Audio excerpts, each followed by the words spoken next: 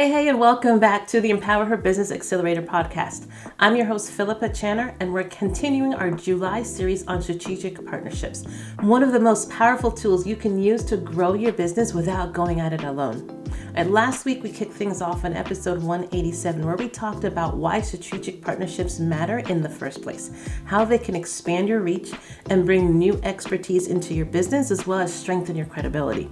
Today, we're going to be taking it one layer deeper and looking at how do you actually identify the right people or businesses to partner with, because not all partnerships are created equal, and the wrong one can slow your business down instead of helping you grow. Of course, before we dive in, a quick reminder that the Empower Her program is built to meet your schedule and your budget. Whether you want to dip your toe in with just the digital download, which includes the Empower Her workbook, the Canvas, or the GPT, or you want to go all in with the Empower Her Plus program where you're going to get everything, the diamond level package.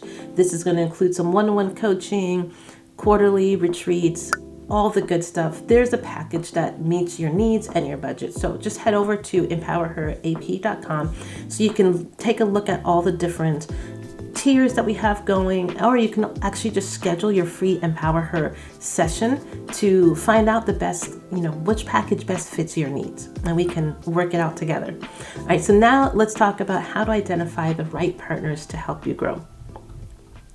What makes a good strategic partner?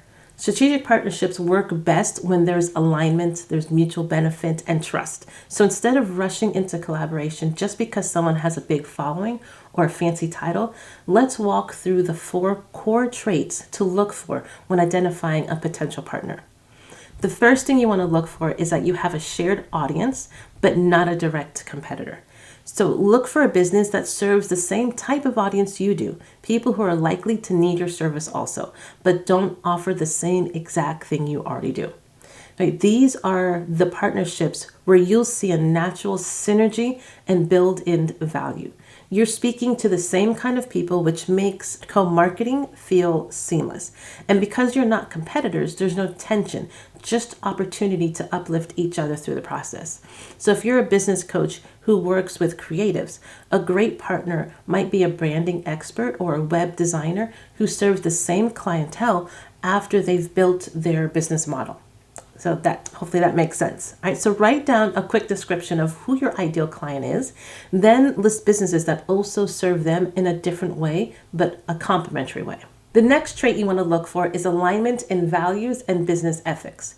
So a potential partner should share not just your audience, but also your values, your communication style, and your way of doing business.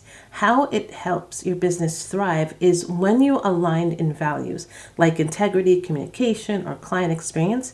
This creates trust and smooth collaboration. When you're not aligned, the relationship can feel forced, it can feel messy, or even damage your own reputation in the process. So we want to be careful about that and make sure that you're partnering with the right people on many levels. So for example, if you're known for being highly relational and responsive, partnering with someone who takes weeks to reply to him or misses deadlines could reflect poorly on you and create more stress than it's worth.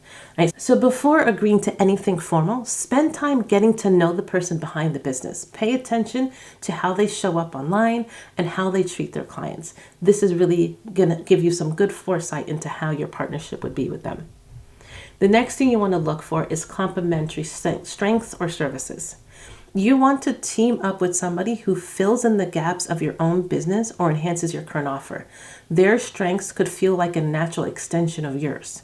This partnership allows you to offer more without doing more.